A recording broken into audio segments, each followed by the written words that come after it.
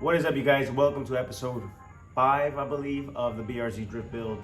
It's getting close. It's getting to the end where little details are starting to come out and the important parts, in a sense, because this is what brings it to life. So the motor, the car, these are the big things that you need, obviously, because without the actual motor, you don't start it. But there's so much more detail than just having the engine and having the transmission and having the car. Up next, we have a couple things.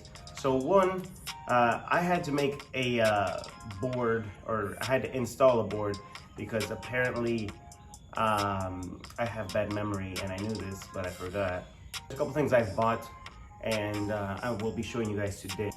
Okay, so this is the new edition of the shop. It is a whiteboard. I know, a whiteboard, but believe it or not, they are essential. Let's get right into it. I'm going to be buying a oil cooler and the radiator, which I already got actually. The radiator plumbing. The radiator is not in all the way. I just need to mock it up here. I need a cap as well. I need to write that down. And then I need to fasten them on the top. But on the bottom, it's actually very secure now. I found these little brackets I had. I just need to figure out if I can put a bushing here so that if there's any vibration, nothing rubs off and maybe causes some damage to this here. And it's actually a Koyo Rad radiator. It came off of a Supra. My old Supra had one of these, and man, were they nice. Oh, and this says Sparco. Okay, you guys, and you guessed it, it is a racing seat, a Sparco F200. A buddy of mine had it laying around. I think we got the seat because he was too big. Fortunately, we are not that big, so we got a deal on this. And if you're wondering, this thing is actually just getting a facelift. Couple little odds and ends, but not mine. We won't worry about that one. Back to the drawing board. A fuel cell, it is on the way, has been ordered. Hydro brake lines have been ordered. Clutch lines, they are also ordered as of last night. Exhaust, we have not figured this out. First things first, I need to find some headers that fit this car.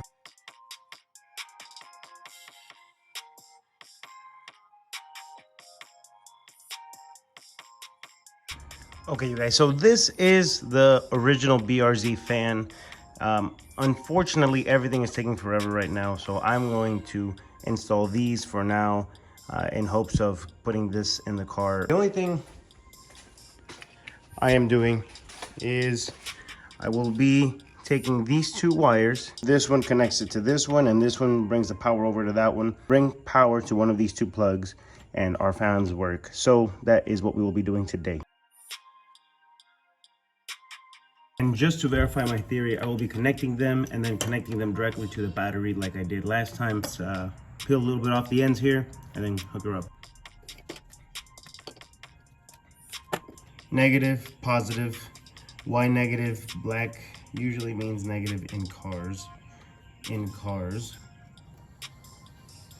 Seems like this battery is most likely low. It came out of a car that wasn't doing that good.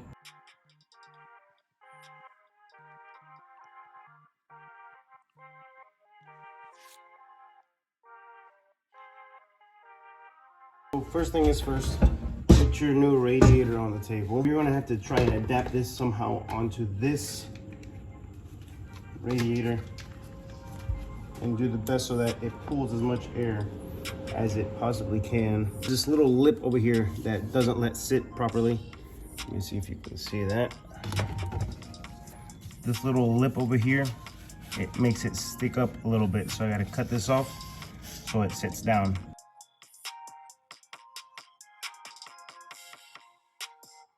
We have a couple edges that are sticking up. These edges will cause, after so much vibration, it will go through that aluminum, but we will need a cushion in between this. So I'm going to attempt to look for one somewhere around here, and if not, we will have to make a store run. So it looks like I will have to go to the store and find the spongiest sponge I can find. That is the job for now. I will see you guys when I get back. We are back. Actually, the whole day went by, had the in-laws come in. But don't worry, I don't forget about you guys. We got them. You'll be able to see. This is what we are working with. Essentially, it'll stick onto one side, and then the other side is like a little rubber, and it squeezes, and it'll allow to kind of have a nice seal and make it kind of airtight. So that's the idea.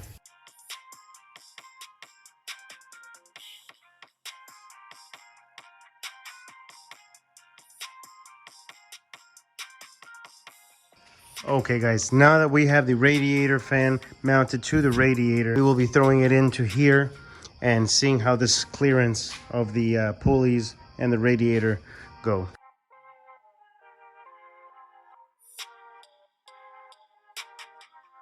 We do have the clearance for the fan. Barely made it, but it made it, so that's always good. And now these are our grounds and our power. So this is what will get grounded. The black will get grounded to the chassis, and the yellow will be ran to the control panel inside the car.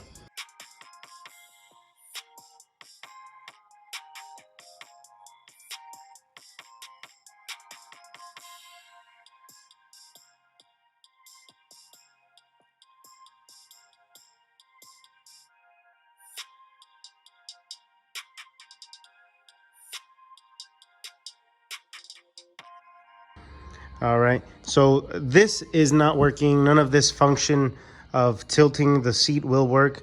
The only reason I have this on there is because of the adjustability and that it's already made for the car. So these will line up perfect to the car.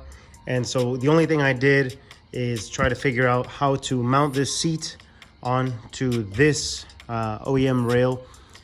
The best part about it is that because I'm short, I needed this little extra boost up. Otherwise, it would have been sitting way too far down if I would have cut this off too. So that is why it's all the way up here. I'm needing to fabricate a little something, but luckily I had a little bit of pipe laying around. And so what I did is I just measured out where the holes are for the bolts. And then I cut out a little piece of this little sucker here and welded it up and made sure it was flush onto the screws itself and made sure it was aligned straight in the car. First, make sure before you do any welding that it fits in the car. And long story short, I did the back side and I will be doing the front side now so that I can line these bolts up here as well. Then after that, we will go ahead and throw this sucker in the car.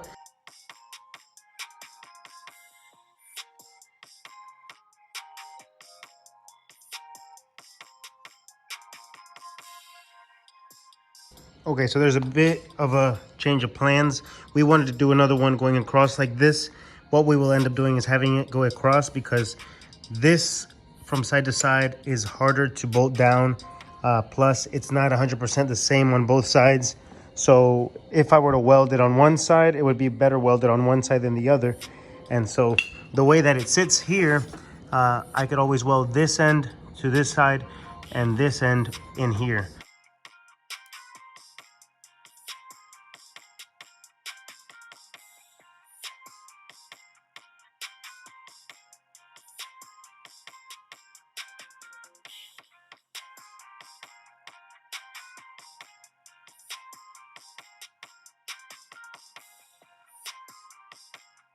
Let it be known that I do not want to be known for my welds.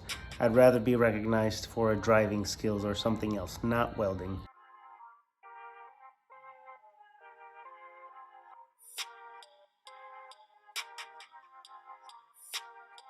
All right, you guys, and just like that, the seat is in. Painted it to match, of course. Okay, so it's kind of hard for you guys to tell, but it's hard for me to hold the camera. And it's just me and Frida here. And Frida is camera shy. I can adjust it to be as close up on this wheel as I need to be, because I have short legs, of course. Then if I need to get out of the car, I can bring it back a little more and not have it be as uncomfortable. It does really good of holding me in place. I'm actually a little tight in there, but I think that's the way it's supposed to be. She's the biggest scaredy cat I know. Yeah. Ben, yeah. Look. Oh, Frida. You're like a lot of love. Okay, so now I have some, so here it goes. This, what is it? You want a speed bleeder? So it's a speed bleeder. This is basically so that, you don't have to be with someone else if I'm alone. Sometimes you need to bleed some brakes, or you need to bleed a hydraulic line or a clutch or something like that. And you can't do it alone. So that is what this thing is for. Last thing you guys saw was a time lapse of me putting together the AN3 lines for the hydro brake.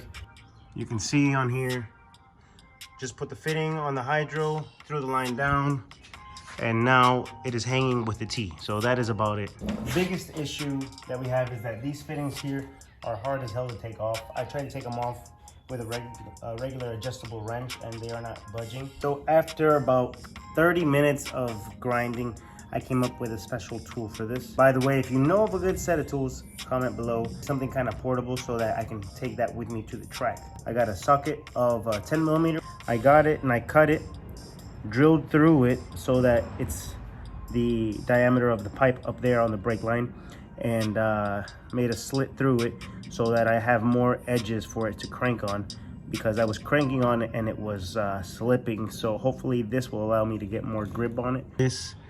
The idea is it going in here, there we go, and then that way I have more surface area to crank on. So the line has been ran.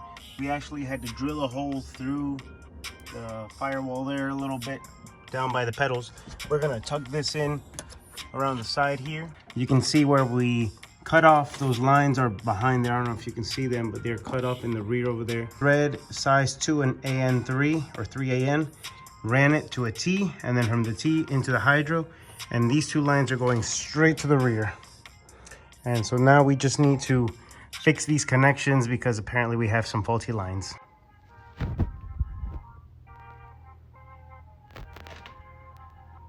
I was saying that UPS shows up, of course, and delivers me some more stuff. So whenever you're drifting, you always have that G-force on the end affecting the engine, the fuel system, and all these things. So that's always something you need to keep in mind. And a good buddy of mine, Taylor Ray, taking his tips on always making sure that the LS motors are well lubricated. Essentially, whenever the accumulator senses that there is no pressure in the oil system, it will give it pressure. And of course, the accumulator mounting brackets.